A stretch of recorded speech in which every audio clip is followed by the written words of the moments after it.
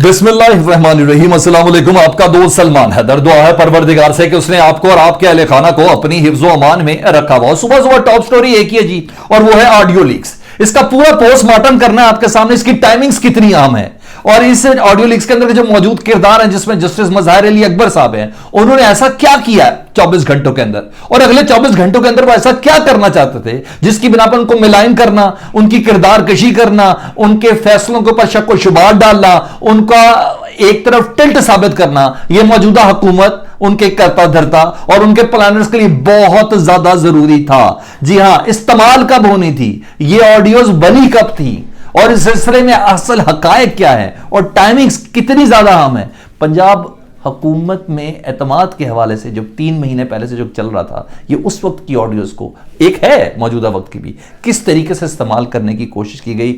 अगर मज़हर अली नकवी साहब को फिक्स ना किया जाए तो मौजूदा हुकूमत और उनके जितने भी प्लानर्स, वो जिसे कहते हैं पूरे पैटर्न के ऊपर जो चल रहे हैं, पूरे स्क्रिप्ट के ऊपर जो चल रहे हैं, उन तमाम की प्लानिंग का बेड़ा गर्क होना हर हाल में लाजिम है। इसलिए बाकायदा तौर पर यह तमाम काम डाला गया। एक के बाद एक चीजें अनफोल्ड करनी है। मेरा आपसे वादा है, इस वीडियो के मुकम्मल देखने तक आपको सारी गेम स्टोरी समझ आ चुकी होगी।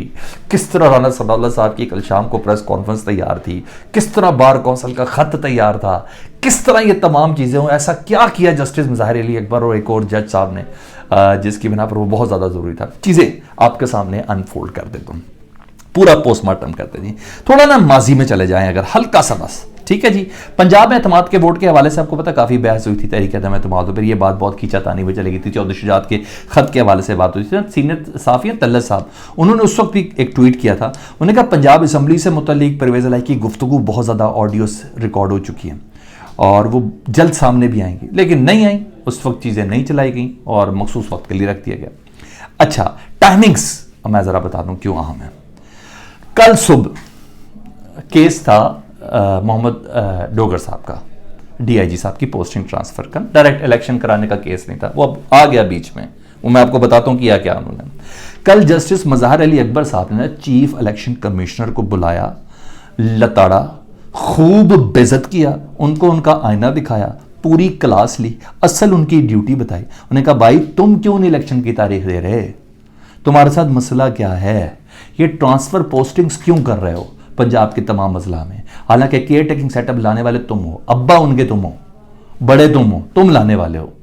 तुमने अभी तक केयर टेकिंग सेटअप वालों को क्यों नहीं बताया कि ट्रांसफर और पोस्टिंग नहीं कर सकते। आधे से ज्यादा पंजाब के अंदर ट्रांसफर पोस्टिंग कैसे हुई है। उन्होंने चीफ इलेक्शन कमिश्नर को बुलाया, ना सिर्फ बुलाया बल्कि उन्होंने चीफ इलेक्शन कमीशन साहब से आज की तारीख में पूरे का पूरा जवाब लिया रिटर्न के। आपने क्रॉसपॉन्डिंग किससे की है, आपने फौज से सिक्योरिटी पूछ रहे हैं कि सिक्योरिटी फौज नहीं दे रही, बताएं खत कहां लिखा। आप वजारत खजाने से पैसे मांग रहे हैं, बताएं खत कहां लिखा। आप वजारत दाखिला से मांग रहे हैं, बताएं खत कहां लिखा। आप कह रहे हैं अदलिया आरोज नहीं दे रही, बताएं खत कहां लिखा। आज सारी डिटेल लेकर उन्होंने पहुंचना, समझ में आ गई जी।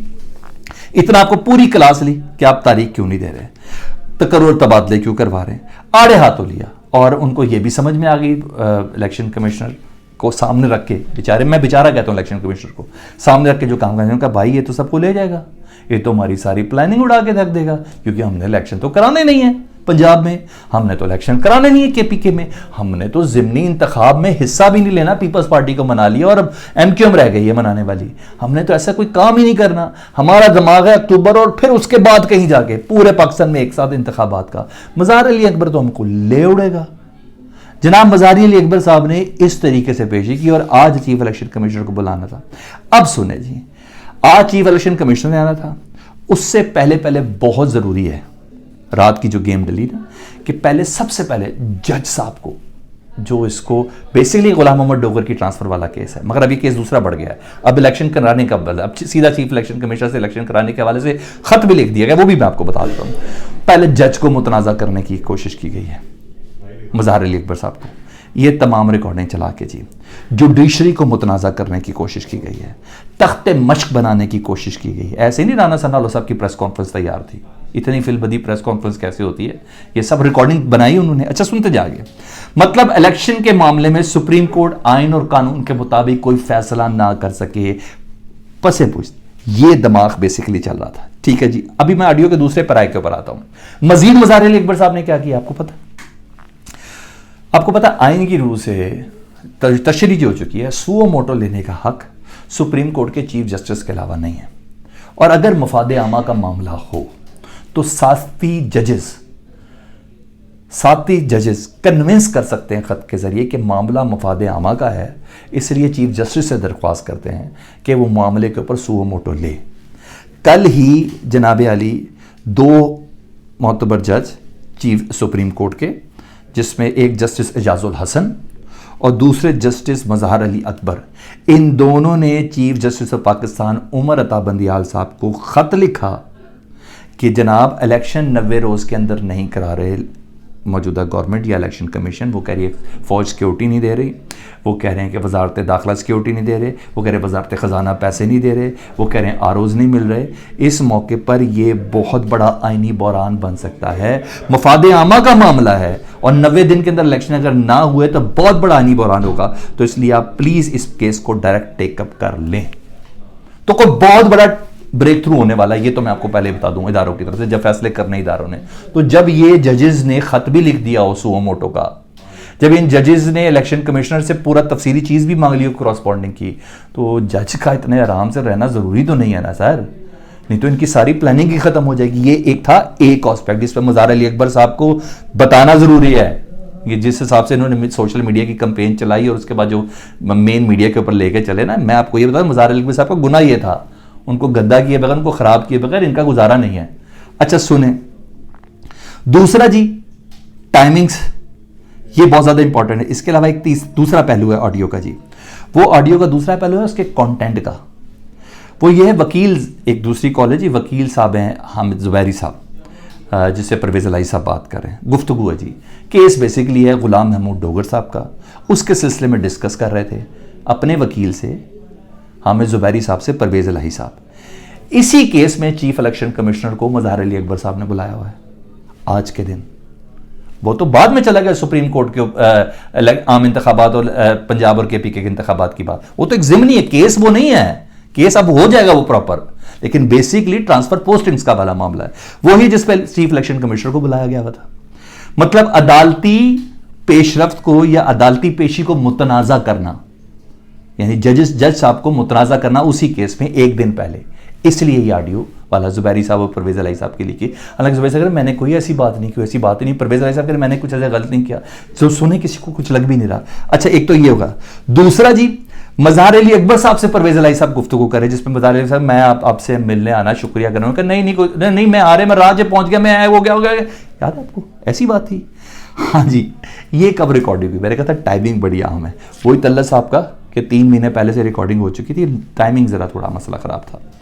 3 माह पुरानी ऑडियो से सर, मुझे with the best of my knowledge जजेस के साथ ना कुछ वार्डन ने कुछ मिसबिहेव किया था, और इसमें मोहम्मद खान भट्टी साहब जो थे ना, वो भी कोई पार्टी बन गए थे। और इस सिलसिले में ना अहमद पंचोटा जो परवेज़ इलाही साहब के वकील हैं, उन्होंने ट्वीट किया कि 3 माह पहले जस्टिस मज़हर अली नकवी साहब ने समन जारी किया था। ये 3 माह पुरानी ऑडियो है, जिसमें परवेज़ इलाही साहब, सारी बात है, वो कहते हैं ना बुर्दवार तो है ना उनका, माफ़ी शाफी वाला सारी चीज़ें, ख़ानदानियत तो है ना सारी चीज़ें। उन्होंने कहा 3 माह पहले जस्टिस मज़हर अली अकबर साहब ने इस बदतमीज़ी वाले मामले पे, जिस पे वार्डन ने किया था, IG को किया था, SSP को किया था, DIG को समन किया था, और ये मामला फिर मोहम्मद खान भट्टी को सामने आगे रखे ये सारा मामला ख़त्म हो गया था। उसके शुक्रिया के लिए वो कह रहा था कि बस मैं आगे, मैं आपका सब शुक्रिया अदा करना है। उस सिलसिले में ये सारी बात थी। ट्रैफिक वार्डन का मिसट्रीट किया गया था, ये मामला ख़त्म कर दिया था, उसका शुक्रिया अदा करना था। परवेज़ इलाही साहब माजरत करने के लिए गए थे और शुक्रिया करने गए थे कि अदालत ने इसको ऐसे तरीके से किया। सर इन्होंने ये ऑडियो लगा के तौहीन अदालत की है, राना सनाउल्लाह साहब ने, उन्होंने लीक किया ना, तौहीन अदालत की है, उन्होंने एक जज की तौहीन की है। राना सनाउल्लाह ने फॉरेंसिक का हुक्म दिया है, ये ज़हन में रखिएगा। अब फॉरेंसिक होगा तो क्या होगा, सारी चीज़ें सामने आएंगी कि नहीं आएंगी? सारी प्रेस कॉन्फ्रेंस तैयार थी पहले राना सनाउल्लाह साहब की, सारी एकदम सारी प्रेस कॉन्फ्रेंस है, सारी चीज़ें होंगी। वो कह रहे हैं कि परवेज़ इलाही को गिरफ्तार करेंगे, अदलिया सुओ मोटो ले राना सनाउल्लाह साहब। भाईजान राना साहब, अगर अदलिया ने सुओ मोटो ले लिया ना तो आप काफ़ी मोटे हो जाएंगे। अदलिया आपसे सबसे पहले पूछेगी, भाई किसके कहने पे हमारी ऑडियो लीक कर रहे हो? आइन का कौन सा आर्टिकल है जिसमें तुम्हें इजाज़त है हमारे जज की ऑडियोज लीक करो और रिकॉर्ड करो? पाकिस्तान के वज़ीर दाखिला से पूछेगी नहीं? वो कहेगी नहीं भाई तुम्हारे पास इस वजह से राना साहब किस कानून के तहत हमारी ऑडियो लीक कर रहे हो? आप खुद ही फंस गए राना साहब, आपके ऊपर आर्टिकल 6 ना लग जाए। जनाब ये सारी गेम अब आपको समझ आ रही है, अदलिया को प्रेशर में डालने के लिए, अदलिया को दबाव में डालने के लिए, अदलिया के फैसलों पर असरअंदाज होने के लिए, तमाम चाहें। मोहम्मद खान भट्टी का कोई ना पूछे ना, पारा 13 दिन से गायब है, किसके पास है? कोई भी नहीं जानता। FIA नहीं जानता, पुलिस नहीं जानता, इंटेलिजेंस इदारे कोई नहीं जानता, कहाँ गायब है? वो कहते पूछे ही ना जज। इसलिए ये सारा काम ही ना शैडो के अंदर करता हूँ। इतनी सी बात थी सारी, जिसकी बिना पर बाकी वो प्रेशर टैक्टिक्स तो आपको पता है वो सारे जारी हैं। ऊपर से मजे की बात तो सारी कंडीशन में बार काउंसिल का खत भी तैयार था, बार काउंसिल का रद्द-ए-अमल भी रात को आ गया। उन्होंने कहा जी चीफ जस्टिस ऑडियो लीक पर तहकीकात का मुतालबा करते हैं, चीफ जस्टिस ऑडियो लीक पर तहकीकात करें, मज़ारिल अकबर साहब वाली ऑडियो लीक पर समझा करें ना जरा। ऑडियो असली है तो जज के खिलाफ कार्रवाई करें, अगर ऑडियो जाली है तो जिम्मेदारों के खिलाफ कार्रवाई करेगा। तो जिम्मेदारों के खिलाफ कैसे करता है? तहकीकात होगी तो होगी ना, जब ये तहकीकात होगी तो पता चलेगा ओरिजिनेट कहाँ से हुई है, ये ऑडियो रिकॉर्ड करने वाला कौन था, ये ऑडियो किस पॉइंट पे जाके हुई है, किसके कहने पे रिकॉर्ड हुई है। इतना बर्दाश्त कर सकता है मेरा सिस्टम? कभी भी नहीं, कभी भी नहीं। ये फंस गए हैं। मैं आपको इतना बता दूँ, सब कुछ सामने आ जाएगा, काश आ जाए, एक बार आ जाए, सबकी ख्वाहिश पूरी है। बाकी वो धमाकेदार पटिशन तो मैंने आपको वैसे पेशरफ वैसे ही बता दी है। सुओ मोटो के लिए दोनों जजेस हैं जिन्होंने चीफ जस्टिस को खत लिख दिया है मफाद आमा का केस बना के, जस्टिस ज़ियादुल हसन, जस्टिस मज़ार-ए नकवी साहब ने। उन्हें पंजाब और KP के में इलेक्शन 90 दिन में ना हुआ तो बड़ा आईनी बुरान हो सकता है। मतलब direct case take up supreme court करने जा रही होकर ये कर लिया तो इलेक्शन तो होना ही होना है, इलेक्शन होना ही होना है, और इनकी सारी प्लानिंग रह जानी है। कोई बड़ा ब्रेक थ्रू होने वाला सर, ये मैं आपको बता दूँ, कोई बड़ा ब्रेक थ्रू होने वाला। बाकी रही बात, स्पीकर ने ख़त लिख दिया सदर मुमलिकत को कि आइनी बहरान से आगाह किया है कि 90 दिन में पंजाब में इलेक्शन नहीं हो रहा। सिप्तान खान साहब ने, मुझे नहीं पता उस पर वो कुछ कर सकते हैं कि नहीं, कि सदर मुमलिकत कर सकते, लेकिन इतना तो है अगर गवर्नर का सरबराह सदर मुमलिकत है तो वो खुद अहकाम दे सकता है। कानूनी माहिरीन तो ये कहते हैं। ये सारी असल कहानी है सर, ये सारा स्क्रिप्ट है, ये सही पोस्टमार्टम है। इसके अलावा आपको जो बता रहा है झूठ बता रहा है, ये हकीकत है। बेसिकली मज़ारिल अकबर साहब के फैसलों पर, उनके ऊपर अदलिया पर, अदालत पर असरअंदाज होने के लिए ये सारी काम की गई है। कोई भी ऐसी बात इस ऑडियो लीक के अंदर नहीं है।